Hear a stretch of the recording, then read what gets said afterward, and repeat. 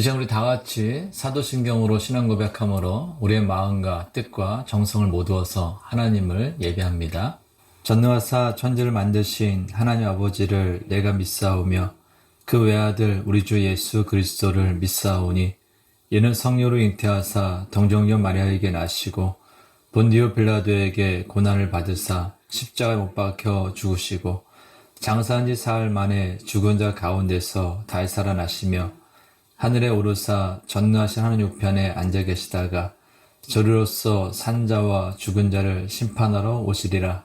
성령을 믿사오며 거룩한 공예와 성도가 서로 교통하는 것과 죄를 사하여 주시는 것과 몸이 다시 사는 것과 영원히 사는 것을 믿사옵나이다. 아멘.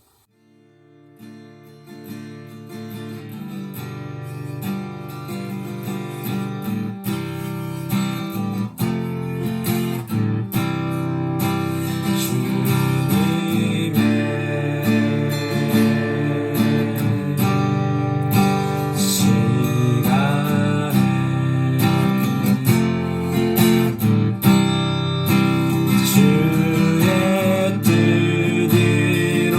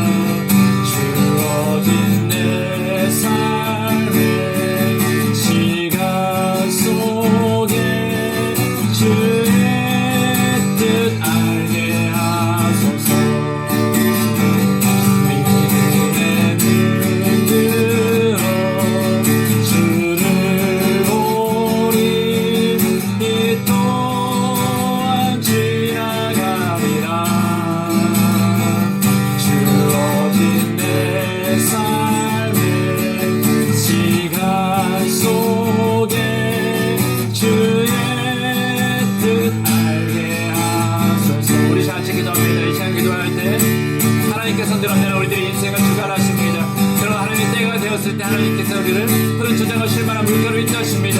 그럼 우리는 언제나 주 앞에서 깨어 예배하는 예배자가 되어야 될 것입니다. 그래서 주 앞에 기도 하나님 앞에 깨어서 예배드리는 예배자가 되게 하여 주시옵소서. 언제나 주의 때를 기다리며 주의 인도하시며 순종하는 예배자가 되게 하여 주옵소서. 우리 같이 주 앞에 기도하겠습니다. 하나님 정말로 감사합니다. 주의 함께 있어들 지켜주시고 우리를 붙잡아 주신 정말로 감사드립니다. 하나님께서는 언제나 우리를 선한 길로 인도하십니다. 하나님께서 우리를 선한 길로 인도하시면서 우리에게 때가 될때 하나님께서 우리에게 가장 좋은 걸 주시는 줄을 믿습니다. 그리고 하나님이 실까지 너희 인생에 어떤 길이 있을지라도 너희를 예배하는 예배자가 되게 하여 주시옵소서. 너희를 주의 말씀에 순종하는 예배자가 되게 해 주시고 하나님의 인도하심에 따르는 예배자가 되게 해 주시고 그 예배자로 살아가는 가운데 삶의 역사심을 경험하게 해 주시고 오늘 주를 예배하는데 예배하시는 그 예배 역사심을 하나님 만난 제가 모두가 되게 해 주시옵소서. 주님 하나님의 뜻을 알아가는 자가 되게 해 주시고 하나님의 기뻐해서 신뢰가 되게 해 주시고 하나님의 은혜를 주시는 모두가 될 수 있도록 인도하여 주시옵소서. 오늘도 주님을 예배드리는 모든 성도들 하나님 앞에서 기쁨으로 서게 해 주시고 감사하며 서게 해 주시고 하나님을 만나는 귀한 예배를 될 수 있도록 인도하여 주시옵소서. 하나님 아버지, 거룩한 주님의 날 신령과 진정으로 예배드리게 하심을 감사드립니다. 한마음으로 주님을 찬양하며 예배드린 저희에게 은혜가 충만한 시간이 되게 하옵소서. 사랑의 하나님, 저희를 부르시어 예수 그리스도를 믿음으로 자녀 삼아 주신 것을 감사드립니다. 믿음의 힘을 얻은 저희가 말씀대로 살아야 하지만 주님의 말씀을 잊고 살 때가 많았음을 고백합니다. 그때 주어진 것은 실패와 좌절이었습니다.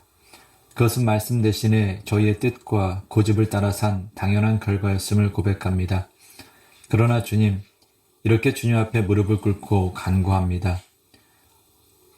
실망과 패배를 보면서 가슴을 쳤던 그 어리석은 행동을 불쌍히 여겨 주옵소서. 하나님의 은혜와 사랑으로 용서하여 주옵소서. 저희 안에 남겨진 불순종의 찌꺼기가 모두 사라지게 하시고 하나님의 긍휼과 사랑으로 다시 일어나는 삶이 되게 하옵소서. 역사를 주관하신 하나님, 이제 코로나 백신 접종률이 80%에 이르러 많은 부분에서 락다운이 완화되었습니다. 공동체 안전을 위하여 지금까지 인내하며 자신에게 맡겨진 일에 최선을 다한 모든 사람들에게 은혜를 더하여 주옵소서. 무엇보다도 사람들의 수고와 헌신과 희생이 결코 헛되지 않도록 하나님의 능력의 손으로 이 땅을 붙잡아 주옵소서. 여전히 확진자와 사망자가 발생하지만 너희를 향한 나의 생각을 내가 안 하니 평안이요 재앙이 아니니라. 너희에게 미래와 희망을 주는 것이라는 하나님의 말씀을 믿고 의지함으로 감사함으로 오늘을 살아가게 하옵소서. 그런 하나님, 저희 주위에는 백신 접종 등에 대한 두려움으로 사람에 대하여 공동체에 대하여 불신의 담을 쌓고 살아가는 사람들이 있습니다. 저들의 연약한 마음에 강함과 담대함을 더하여 주옵소서. 세상의 심판이 아닌 세상의 구원을 위하여 아들을 보내신 것처럼 두려움 가운데 있는 사람들을 사랑과 은혜로 구원하여 주옵소서. 예배 가운데 성령님께서 임재하여 주시고 예비하신 말씀을 통하여 저희의 삶이 다시 일어나게 하옵소서. 지친 영혼들에게 새 힘을 주시고 말씀을 사모하는 주의 백성들에게 복음의 비밀을 깨닫는 시간이 되게 하옵소서. 선포되는 말씀을 통해 저희의 마음과 생각이 주님의 영으로 충만하게 하옵소서. 예수님의 이름으로 기도하옵나이다. 아멘.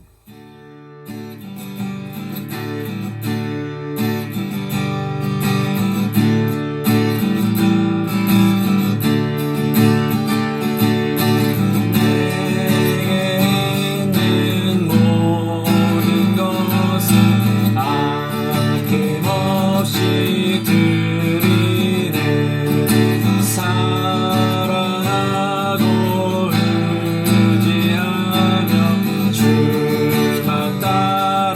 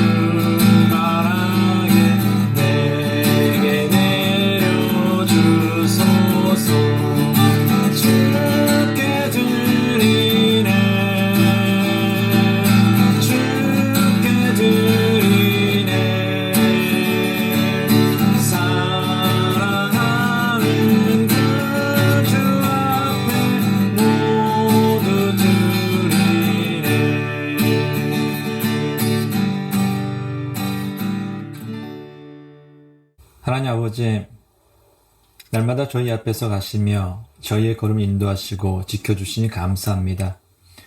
이 시간 베풀어 주신 주님의 은혜에 감사하며 마음과 정성을 다하여 예물을 드립니다. 기쁘게 받아 주옵소서. 주님의 은혜로 나눠주고 베푸는 넉넉한 인생이 되게 하옵소서. 예수님의 이름으로 기도하옵나이다. 아멘. 우리 옆에 있는 가족들을 축복하면서 찬양합니다.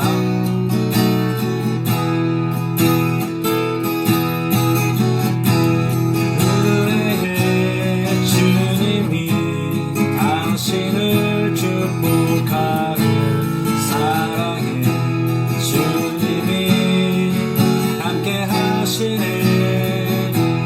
은혜의 주님이 당신을 축복하고 사랑의 주님이 함께 하시네.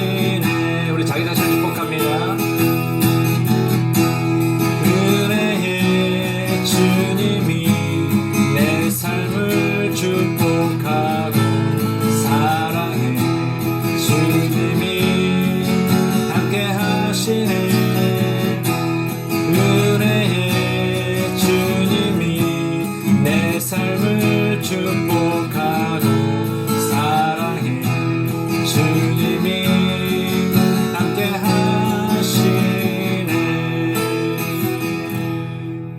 교회 소식 알려드리겠습니다. 많은 부분에서 락다운이 완화되었습니다. 그러나 백신 접종 등의 이유로 인해서 이번 주는 온라인으로 예배드립니다. 항존직 회의 후 추후 일정에 대하여서 주중에 연락드리겠습니다.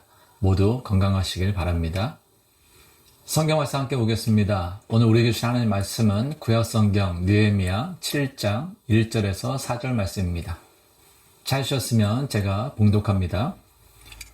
성벽이 건축됨에 문짝을 달고 문지기와 노래하는 자들과 레위 사람들을 세운 후에 내 아우 하나니와 영문에 관한 하나냐가 함께 예루살렘을 다스리게 하였는데, 하나냐는 충성스러운 사람이요 하나님을 경외함이 무리 중에서 뛰어난 자라. 내가 그들에게 이르기를 해가 높이 뜨기 전에는 예루살렘 성문을 열지 말고 아직 파수할 때 곧 문을 닫고 빗장을 지르며 또 예루살렘 주민이 각각 자기가 지키는 곳에서 파수하되 자기 집 맞은편을 지키게 하라 하였노니, 그 성읍은 광대하고 그 주민은 적으며 가옥은 미처 건축하지 못하였음이니라. 아멘. 오늘은 같은 실패를 반복하지 않아야 합니다 라는 제목으로 하나님 말씀 대언하겠습니다. 느헤미야와 유다 백성들은 예루살렘 성벽 재건을 반대하는 산발람 무리들의 온갖 방해에도 불구하고 지난 142년 동안 무너져 있었던 예루살렘 성벽을 불과 52일 만에 문짝을 다는 것으로 완성하였습니다. 나라가 멸망한 이후 142년 동안 무너져 있었던 예루살렘 성벽을 바라보며 얼마나 많은 사람들이 가슴을 치며 괴로워하며 눈물을 흘렸겠습니까? 예루살렘에 남아있는 사람들이나 바벨론의 포로로 끌려간 사람들이나 모두 무너진 예루살렘 성벽을 다시 재건하는 그날을 간절히 원하고 원했을 것입니다. 그리고 그토록 간절히 원했던 예루살렘 성벽을 드디어 다시 재건한 것입니다. 위대한 역사가 이루어진 것입니다. 산발람 무리들과 같은 대적들의 수많은 방해와 생명의 위협을 받으면서도 142년 동안 무너져 있었던 예루살렘 성벽을 불과 52일 만에 하나님의 은혜 가운데 드디어 완공한 것입니다. 만일 성도님들이 이 위대한 현장에 있었다면 무엇을 하시겠습니까? 지난 21일 밤 11시 59분 백신 접종 70%와 함께 77일간의 락다운이 완화되었을 때 SNS를 통하여서 많은 사람들이 축하하며 또한 심지어 춤을 추는 영상과 또한 문자 메시지를 올리기도 했습니다. 또한 다음날 아침 77일 만에 이발하고 기뻐하거나 카페에 앉아 커피를 마시며 즐거워하는 사람들의 모습을 TV를 통해서 볼 수 있었습니다. 빅토리아 주는 코로나19가 시작된 이후 무려 6차례에 걸쳐 총 263일 동안 락다운 조치가 실시되었습니다. 세계에서 가장 오랜 락다운 기간입니다. 그러니 사람들이 밤을 새며 기뻐하고 축하하는 것은 너무나 당연합니다. 그러나 축하하고 기뻐하기만 하면 될까요? 위스코비다 이후 영국에서는 1일 코로나19 신규 확진자가 한 달여 만에 4만 명을 다시 넘었습니다. 또한 싱가포르도 최근 확진자가 3천 명을 넘어서고 있습니다. 물론 백신 접종으로 인하여서 증세도 많이 완화되고 사망자 수도 많이 줄었습니다. 그럼에도 불구하고 여전히 신규 확진자와 사망자 수는 늘어나고 있습니다. 무엇을 의미하는 것입니까? 축하하고 기뻐하기만 해서는 안 된다라는 것입니다. 아무런 대책 없이 축하하고 기뻐하기만 하다가는 또다시 어려움에 빠지거나 더 큰 어려움을 겪을 수 있다라는 것을 잊어서는 안 됩니다. 그래서 사도 바울은 선줄로 생각하는 자는 넘어질까 조심하라 라고 권면한 것입니다. 대부분의 가장 큰 위기와 어려움은 위대한 성공을 이룬 다음에 일어났기 때문입니다. 느헤미야는 성공 뒤 찾아오는 위기와 실패에 대해서 잘 알고 있었던 것 같습니다. 그래서 그는 예루살렘 성벽을 재건한 후 같은 실패를 반복하지 않기 위해서 몇 가지의 조치를 취하였습니다. 첫 번째로 느헤미야는 성벽을 지키는 문지기를 세웠습니다. 오늘 본문 1절입니다. 성벽이 건축됨에 문짝을 달고 문지기와 노래하는 자들과 레위 사람들을 세운 후에 성문에 문짝을 닫는 것으로 성벽이 완성된 후 느헤미야는 가장 먼저 문지기를 세워 성을 지키도록 했습니다. 왜냐하면 성벽이 세워졌다고는 하지만 예루살렘에는 여전히 인구가 적었기 때문입니다. 오늘 본문 4절입니다. 그 성읍은 광대하고 그 주민은 적으며 가옥은 미처 건축하지 못하였음이니라. 예루살렘 성벽은 완성되었지만 성 안에 사람들은 별로 없었습니다. 그리고 여전히 반대자들은 성벽을 무너뜨리려 했기 때문에 느헤미야는 문지기들을 세워 철저하게 예루살렘을 지키도록 하였습니다. 오늘 본문 3절입니다. 내가 그들에게 이르기를 해가 높이 뜨기 전에는 예루살렘 성문을 열지 말고 아직 파수할 때 곧 문을 닫고 빗장을 지르며 또 예루살렘 주민이 각각 자기가 지키는 곳에서 파수하되 자기 집 맞은편을 지키게 하라 하였노니. 느헤미야는 적으로부터 예루살렘을 철저히 지키기 위해 성문을 해 뜰 때까지 열지 말고 문지기에게 지키겠습니다. 그리고 단단히 빗장을 걸어 놓겠습니다. 이처럼 느헤미야는 성벽을 재건하는 과정에서도 외부의 적들에 대한 방비를 소홀히 하지 않은 것처럼 성벽이 재건된 뒤에도 경계를 놓치지 않았습니다. 그런데 느헤미야가 예루살렘의 적들로부터 공격을 당하지 않도록 지키게 할 때 문지기만을 세운 것은 아닙니다. 3절 중반절을 보면 느헤미야는 예루살렘 주민들로 경비를 세우게 했으며 지정된 초소와 자기의 집 앞을 지키게 했습니다. 예루살렘 안전은 관리나 군사들의 문제만이 아니라 예루살렘 주민 전체가 합심하여 지켜야 하는 문제였기 때문입니다. 그래서 느헤미야는 예루살렘 주민들로 하여금 자신의 집 앞을 지키도록 했습니다. 철저한 경계와 안전 보장만이 황폐해진 예루살렘을 지켜내고 예전과 같은 실패를 다시 반복하지 않는 유일한 길이기 때문입니다. 우리가 또다시 코로나19와 같은 락다운을 경험하지 않기 위해서는 락다운 해제의 기쁨에 빠져 있으면 안 됩니다. 계속해서 우리 자신은 물론 공동체의 안녕을 위하여 개인 위생은 물론 정부 방침을 잘 지켜야 합니다.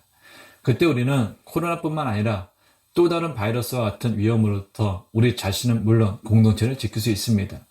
또 우리 인생 역시 동일합니다. 우리는 인생을 살아가면서 여러 가지 실패를 경험할 수 있습니다. 위기도 경험할 수 있습니다. 그러나 그 위기 속에서 실패 속에서 우리가 힘을 모아서 다시 일어났다면 그때 중요한 것은 우리 인생에 동일한 실패를 반복하지 않도록 우리 인생 가운데 파수꾼을 세우는 것입니다. 신앙인으로서 말씀의 파수꾼, 믿음의 파수꾼, 기도의 파수꾼을 세우는 것입니다.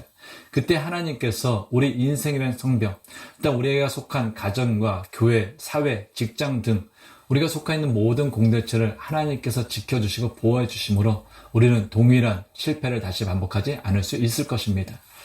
두 번째로 느헤미야는 예배자를 세웠습니다. 오늘 보면 1절 말씀 다시 읽겠습니다. 성벽이 건축됨에 문짝을 달고 문지기와 노래하는 자들과 레위 사람들을 세운 후에 예루살렘의 안전을 위해서 성을 지키는 문지기들을 세웠다면 그 다음은 성벽에 군사를 배치하는 것이 보통 상식에 맞는 일입니다. 그런데 느헤미야는 군사를 배치한 것이 아니라 노래하는 자들과 레위 사람들을 세웠습니다. 노래하는 자들은 찬양하는 사람들을 가리킵니다. 레위 사람들은 제사장들을 섬기는 사람들을 말합니다. 즉 이들은 모두 하나님을 예배하는 예배자들이었습니다. 성벽 공사를 방해하려는 8시도가 있었습니다. 지난주에 살펴본 것처럼 산발락과 게셈은 느헤미야를 암살하기 위해서 5번이나 사람을 보내 오노평지 한 마을에서 만나자고 했습니다. 5번째 사람을 보낼 때에는 동하지 않은 편지를 보내므로 느헤미야가 유다의 왕이 되려고 성벽을 재건했다라는 거짓 소문을 퍼뜨리므로 느헤미야를 함정에 빠뜨리려고 했습니다. 이것도 안 되니 심지어 유다의 선지자 스마야에게 뇌물을 주고 느헤미야를 위험에 빠뜨리려고 했습니다. 이와 같은 상황에서 성벽이 완공됐다면 느헤미야는 군사들이나 유다 사람들 가운데서도 싸움에 능한 사람을 뽑아서 성벽을 지키게 하는 것이 상식에 맞을 것입니다. 그런데 느헤미야는 하나님을 예배하는 사람들을 세웠습니다. 그 이유가 무엇이겠습니까? 이스라엘이 멸망하고 예루살렘 성벽과 예루살렘 성전이 무너진 이유가 그들이 예배에서 실패했기 때문입니다. 가나안 땅 정복과 땅 분배를 마친 후에 죽음을 앞둔 여호수아는 마지막으로 이스라엘 자손들을 향하여서 오직 여호와 하나님만을 섬기라고 당부했습니다. 여호수아 24장 14절입니다. 그러므로 이제는 여호와를 경외하며 온전함과 진실함으로 그를 섬기라. 너희의 조상들이 강 저쪽과 애굽에서 섬기던 신들을 치워버리고 여호와만 섬기라. 여호와만 섬기라는 여호수아의 말에 이스라엘 자손들은 다음과 같이 응답하였습니다. 여호수아 24장 16절에서 18절입니다. 백성이 대답하여 이르되 우리가 결단코 여호와를 버리고 다른 신들을 섬기기를 하지 아니하오리니 이는 우리 하나님 여호와께서 친히 우리와 우리 조상들을 인도하여 애굽 땅 종 되었던 집에서 올라오게 하시고 우리 목전에서 그 큰 이적들을 행하시고 우리가 행한 모든 길과 우리가 지나온 모든 백성들 중에서 우리를 보호하셨음이며 여호와께서 또 모든 백성들과 이 땅에 거주하던 아모리 족속을 우리 앞에서 쫓아내셨음이라.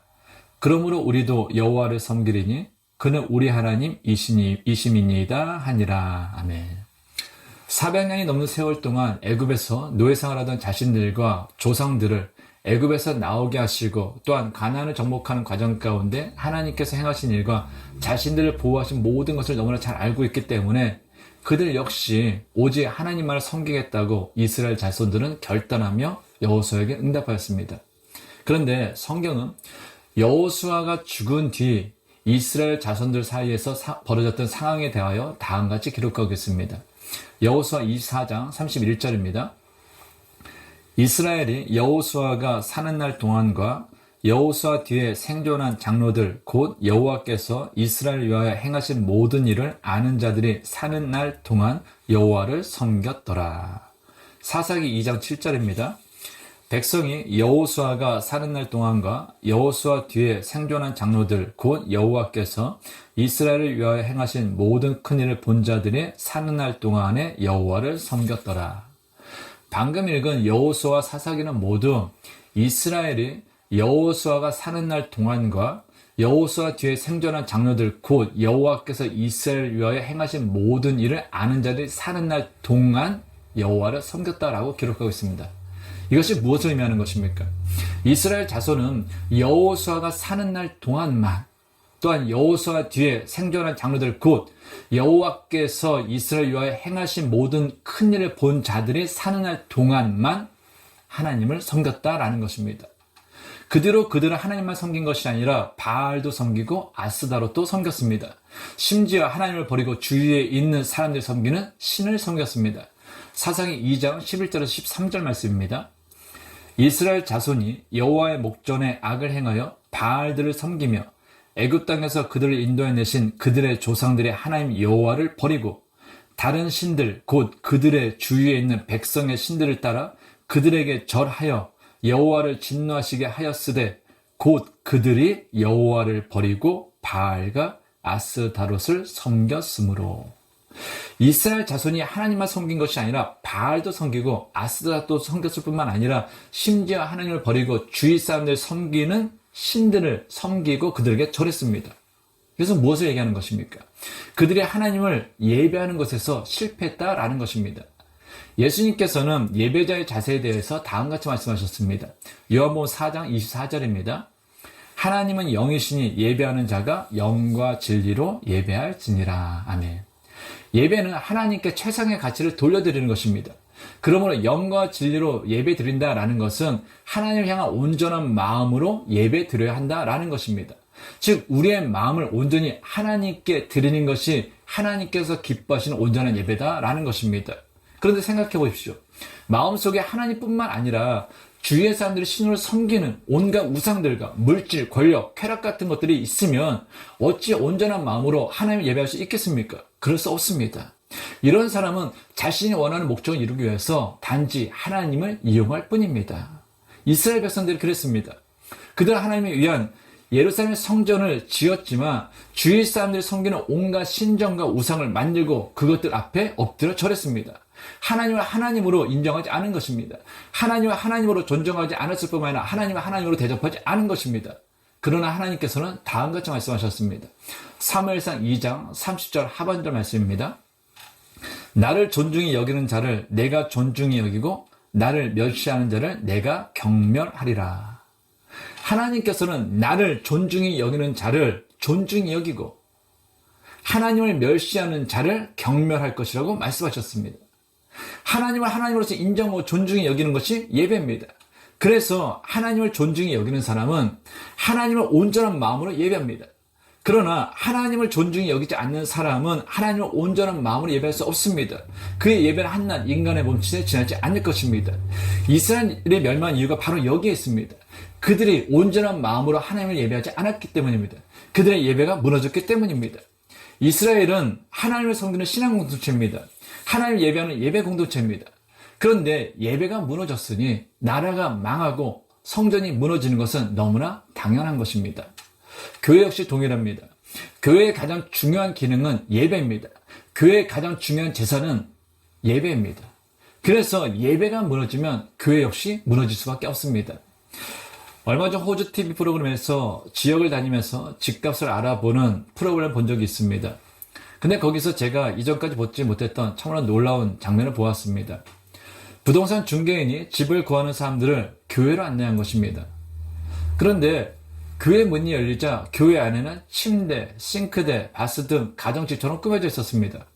그렇다고 해서 방과 방과 주방이 나눠져 있는 것이 아닙니다. 성도님들이 예배드리는 자리와 설교자가 말씀을 전하는 강대상에 필요한 집기를 가져다 놓고 살 수 있도록 꾸며놓은 것입니다. 왜 이렇게 했습니까? 예배가 살지 않으니 교회가 문을 닫고 이제 사람들에게 살 수 있도록 렌트하는 처지에 놓이게 된 것입니다. 그래도 사람들 살 수 있도록 렌트하는 처지가 됐으니 이는 좀 낫다고 생각합니다.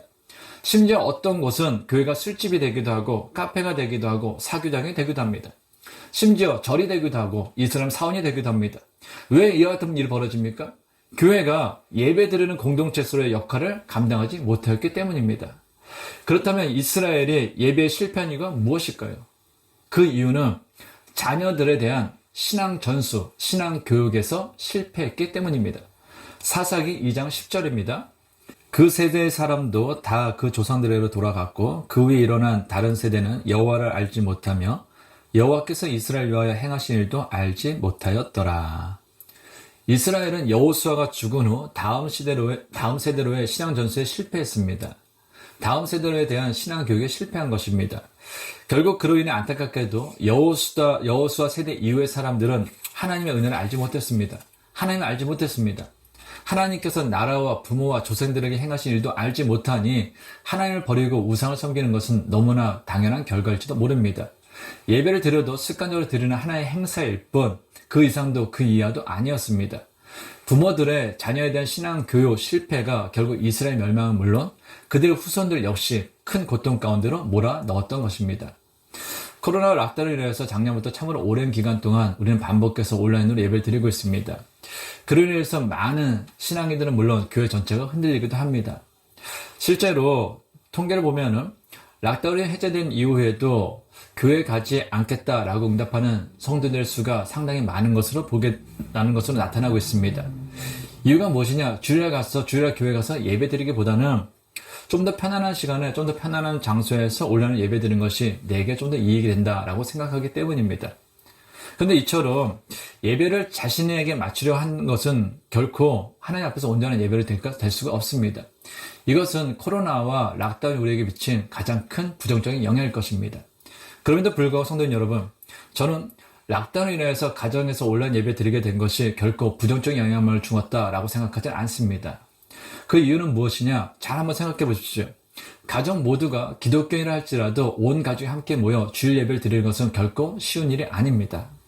외국 교회의 경우에서는 모든 성도가 함께 주일 예배를 드린 뒤에 각 공동체별로 나눠져서 교제하며 성경 공부를 하는 경우가 많습니다. 그러다 보니 가족이 함께 주일 예배를 드리는 것이 가능합니다. 그러나 대부분의 한국 교회는 공동체별로 나눠져 주일 예배를 드리지 않습니까? 그러다 보니 자녀들이 자신이 속한 유치부, 주일학교, 학생부, 청년부 등의 공동체에서 예배드리기 시작하면 특별한 경우를 제외하고는 가족이 함께 모여 예배드리는 것은 결코 쉬운 일이 아닙니다. 그런데 락다운으로 인해서 가정에서 온라인으로 예배드리게 되면서 가족이 함께 모여 예배드릴 수 있는 기회가 주어진 것입니다. 온라인 예배의 장점은 부모가 자녀와 함께 예배드리면서 함께 찬양하고 함께 기도하고 함께 말씀 듣고 예배가 끝난 뒤에 함께 말씀을 나누거나 기도 제목을 나누면서 신앙교육할 수 있는 기회가 주어졌다라는 것입니다. 나아가 부모가 자녀에게 자신이 만난 하나님을 나눌 수 있는 신앙 전수의 기회가 주어진 것입니다. 이런 점에서 생각해보면 코로나와 락다운으로 인해서 드리게 된 온라인 예배는 하나님께서 우리 각 가정의 예배 회복을 위해 주신 축복의 선물이라고 생각할 수 있습니다. 부모가 자녀에게 신앙 유산을 물려줄 수 있는 은혜의 자리였다라고 생각이 됩니다. 이제 우리는 락다운이 끝나고 예배당에 함께 모여 예배를 드리게 되었습니다. 그러나 진정한 예배 회복은 단지 예배당에 함께 모여 예배 드리는 것을 의미하지 않습니다. 예배당에 함께 모여 예배 드리는 것을 간절히 원했던 그 마음으로 마음과 정성을 다하여 신령과 진정으로 하나님을 예배할 때 비로소 우리는 하나님께서 기뻐하시는 예배자가 될 것입니다. 그리고 회복된 예배를 통하여서 우리 인생은 물론 우리가 속한 공동체 역시 똑같은 실패를 반복하지 않도록 하나님께서 함께 하시며 보호하시며 지켜주실 것입니다. 그러면 우리는 락다운 해제와 함께 하나님 앞에서 진정으로 예배드리는 예배자로서 살 수 있도록 우리는 최선을 다해야 할 것입니다. 마지막으로 느헤미야는 예루살렘을 다스리는 지도자를 세웠습니다. 오늘 본문 2절입니다. 내 아우 하나니와 영문에 관한 하나냐가 함께 예루살렘을 다스리게 하였는데 하나냐는 충성스러운 사람이요 하나님을 경외함이 무리 중에서 뛰어난 자라. 느헤미야는 하나니와 하나냐 두 사람을 예루살렘을 다스리는 지도자로 세웠습니다. 하나니는 느헤미야의 친동생입니다. 하나니는 느헤미야보다 먼저 아닥스다의 명을 받아 예루살렘에 왔던 사람으로 페르시아에서 높은 위치에 있는 관리였습니다. 그는 예루살렘의 처참한 상황을 보고 와서 형 느헤미야에게 이야기했습니다. 만약 하나니가 없었다면 느헤미야도 없었을 것입니다. 그는 예루살렘의 처참한 상황만을 전한 것이 아니라 페르시아에서의 안락한 삶을 포기하고 형 느헤미야와 함께 예루살렘에서 성전 재건에 함께 힘을 모았습니다. 그 역시 페르시아에서 태어난 유대인 3세이지만 나라와 동족 유대인들의 아픔에 공감할 줄 아는 사람이었던 것입니다. 또한 하나냐는 영문의 관원이었다라고 성경을 기록하고 있습니다. 영문에 해당하는 히브리어 비라는 궁전, 성체 혹은 요새를 뜻하며 관원에 해당하는 히브리어 사르는 군대 조직 등의 책임자를 의미합니다. 이런 점에서 볼 때 하나냐는 예루살렘 성벽 중간중간에 있는 망대에 배치된 파수꾼들의 총책임자였을 것입니다. 그런데 느헤미야는 하나냐에 대해서 충성스러운 사람이요 하나님을 경외함이 무리 중에서 뛰어난 자였다라고 평가하고 있습니다. 충성스럽다라는 것은 열심히 일한다는 의미와 더불어서 옳고 그름에 대한 분별력이 뛰어나다, 바른 길, 정도를 걷다, 공평하다라는 의미를 갖고 있습니다. 그는 자신의 직분을 이용하여 사적인 이익을 취하는 사람이 아니었다라는 것입니다. 그는 자신에게 맡겨진 일을 성실하게 최선을 다하여 감당하는 사람이었습니다. 또한 하나님을 경외함이 뛰어났다라는 것은 하나님을 두려워할 줄 아는 사람이었다라는 것입니다. 그런데 하나님에 대한 경외는 느헤미야에서는 백성들에 대한 사랑과 연결됩니다. 느헤미야 5장 15절입니다. 나보다 먼저 있었던 총독들은 백성에게서 양식과 포도주와 또 은 40세겔을 그들에게서 빼앗았고 또한 그들의 종자들도 백성을 압제하였으나 나는 하나님을 경외함으로 이같이 행하지 아니하고. 느헤미야보다 먼저 있었던 총독들은 유다 백성들로 하여금 많은 세금 물론 양식과 포도주를 내게 했습니다. 결국 그로 인해서 유다 사람들은 세금을 내기 위하여서 밭과 포도원을 저당 잡히고 빚을 내기까지 했습니다. 그러나 느헤미야는 그들같이 하지 않았습니다. 오히려 느헤미야는 유다 총독으로 있던 12년 동안 월급을 받지 않았습니다. 이유가 무엇입니까? 그는 하나님을 경외하는 사람이었기 때문입니다. 하나님을 경외하는 사람은 사람에 대해서 공감할 수 있습니다. 하나님을 경외하는 사람은 사람을 사랑할 수 있습니다. 그 이유가 무엇입니까? 하나님께서는 죄인된 우리를 위하여서 당신의 아들을 이 땅에 보내시고 십자가에 내어놓으실 정도로 사람을 사랑하시는 분이기 때문입니다. 이처럼 느헤미야가 예루살렘의 지도자로 세운 하나니와 하나냐는 하나님과의 관계는 물론 사람들과의 관계를 매우 잘하는 사람들이었습니다. 즉 하나님을 사랑하는 마음으로 사람을 사랑하는 사람이었다라는 것입니다. 우리는 인생을 살면서 참으로 많은 사람들을 만납니다. 근데 그 만남들 중에서는 우리가 선택할 수 있는 만남도 있고 선택하지 못하는 만남도 있습니다. 부모, 자녀, 형제는 우리가 선택할 수 없습니다. 그러나 적어도 100%는 가능하지 않다 할지라도 내가 만나는 사람들, 내게 영향을 주는 사람들은 우리는 선택할 수 있습니다. 그러므로 우리는 하나님을 사랑하는 사람들, 하나님과 바른 관계를 맺는 사람들, 나와 함께 즐거워하고 나와 함께 울어줄 수 있는 사람들을 선택할 수 있습니다. 나보다 지혜가 뛰어난 사람들, 나보다 사랑이 더 많은 사람들을 우리는 선택할 수 있습니다. 그리고 하나님께 날마다 그와 같은 사람들을 만나게 해달라고 기도할 수 있습니다. 이처럼 우리가 이와 같은 사람들을 만나며 살아간다면 우리는 동일한 실패를 반복하지 않는 인생이 될 수 있습니다.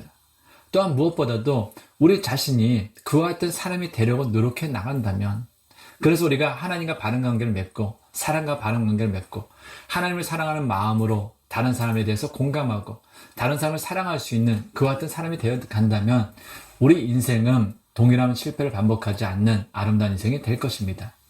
바라건대 사랑 성도들 모두 같은 실패를 반복하지 않기 위하여 파수꾼을 세우며 예배 회복을 통하여 하나님과의 바른 관계를 맺으며 선한 영향을 끼치는 좋은 사람들과 관계를 맺으며 살아가는 지혜로운 인생이 될 수 있기를 간절히 주님의 이름으로 축원합니다. 기도하겠습니다.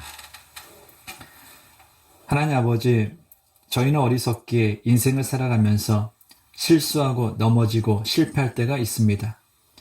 하나님께서는 저희의 어리석음을 아시기에 실수하고 넘어지고 실패했다고 해서 책망하시는 분은 아닙니다. 그러나 같은 실패를 반복한다면 그것은 저희의 게으름이요 범죄임을 고백합니다. 그러므로 실패를 딛고 다시 회복했을 때 같은 실패를 반복하지 않도록 믿음의 파수꾼, 말씀의 파수꾼, 기도의 파수꾼을 세우게 하옵소서. 무엇보다 하나님의 자녀로서 예배 회복을 통하여 하나님과 바른 관계를 맺으며 선한 영향을 끼치는 좋은 사람들과 관계를 맺음으로 같은 실패를 반복하지 않는 지혜로운 인생이 되게 하옵소서. 예수님의 이름으로 기도하옵나이다. 아멘.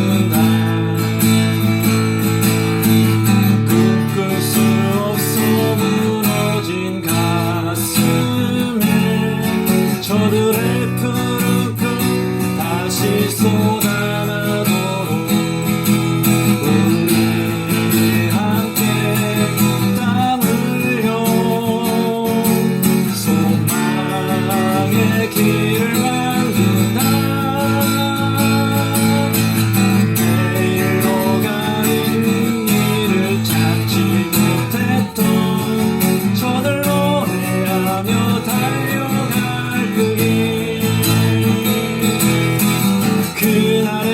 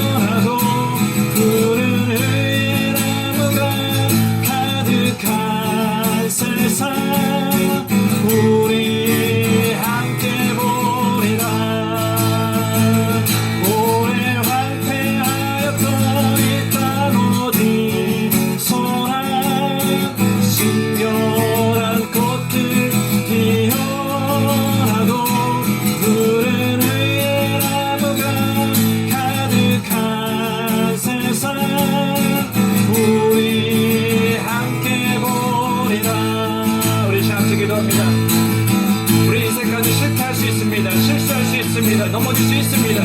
그러나 중요한 것은 다시 일어서는 것입니다. 다시 회복하는 것입니다. 회복한 후에 똑같은 실수와 실패를 반복하지 않는 것입니다. 이를 위해서는 믿음의 바스권을 세워야 합니다. 기도의 바스권을 세워야 합니다. 말씀의 바스권을 세워야 합니다. 무엇보다 하나님 안에서 예배가 회복되어야 합니다. 하나님과 바른 관계가 회복되어야 되고 사람과의 바른 관계가 회복되어야 됩니다. 그때 우리 인생은 똑같은 실패를 반복하지 않는 인생이 될 것입니다. 우리 시간을 기도할 때 하나님께서 똑같은 실패를 반복하지 않는 인생이 될 수 있도록 아버지의 바스권을 세우게 해주셔서 우리 같이 기도하겠습니다. 하나님으로 감사드리니까 함께해 주신 소리를 듣게 수 있어 우리 인생이 실패한 자 다시 이렇게 해주십니다. 하나님께서 다시 우리를 회복시켜 주십니다. 하나님이 저를 간절히 회복되어 있을 때 똑같은 실패를 반복하지 않도록 실패를 반복하지 않도록 아버지 전 말씀을 바스권을 세우게 해주셔서 기도의 바스권을 세우게 해주시고 믿음의 바스권을 세우게 해주셔서 무엇보다 예배의 복을 통하여서 하나님과 바른 관계를 회복하게 해주셔서 하나님의 바른 관계를 통하여서 이제는 우리 인생이 다시 회복되지 않게 해주시고 다시 실패하지 않게 해주시고 무엇보다 하나님을 사랑하는 마음으로 사람을 사랑하는 사람들 아버지 우리 주위에서 선한 사람들을 만나게 해주심으로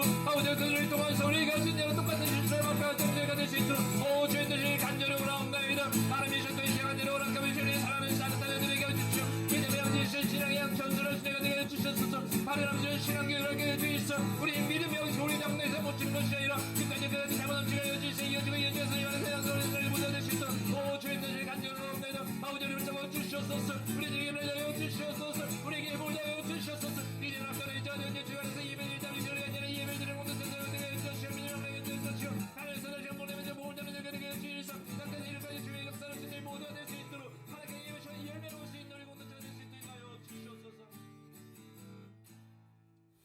이제는 우리 주 예수 그리스도의 은혜와 하나님의 크신 사랑과 성령님의 교통하심이 이제 파수꾼을 세워 인생의 성벽을 지키되 무엇보다도 하나님의 자녀로서 예배 회복을 통하여 하나님과 바른 관계를 맺으며 선한 영향을 끼치는 좋은 사람들과 관계를 맺음으로 같은 실패를 반복하지 않는 지혜로운 인생이 되길 원하는 모든 성도들과 가정과 세워주신 기업 위에 이제로부터 영원까지 함께 하시기를 간절히 축원하옵나이다.